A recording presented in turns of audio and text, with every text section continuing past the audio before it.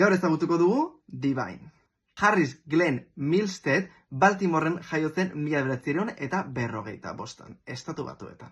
Divine drag artista da, baina baita aktorea eta abeslaria. De hecho, ezaguna egin zen bere pelikulengatik. John Waters zinema zuzendariaren laguna zen eta elkarrekin film ikonikoak sortu zituzten.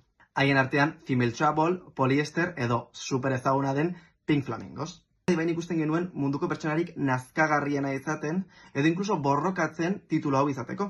Hortarako adibidez, eyeliner likidoa injektatzen zuen, edo txakur baten kaka jaten zuen. Film hauek probokatzaileak ziren arren oso arrakastatsuak izan ziren, baina Divinek ere musika egin zuen oso arrakastatsua ere. Nire ustez gainera Divine da munduan drag artea hobe ulertu duen pertsona. Berak ez zuen bilatzen edertasun hegemoniko bat, berazen pertsona oso lodiak, estetika super bereziarekin, adibidez, berak modan jarri zuen burua onarte rapatzea hortik jartzeko hile ordea, eta hori aldarrikatzen zuen bere musikan, adibidez, I'm So Beautiful abestian. Beraz, gora Divine eta gora draga egiteko modu guztiak.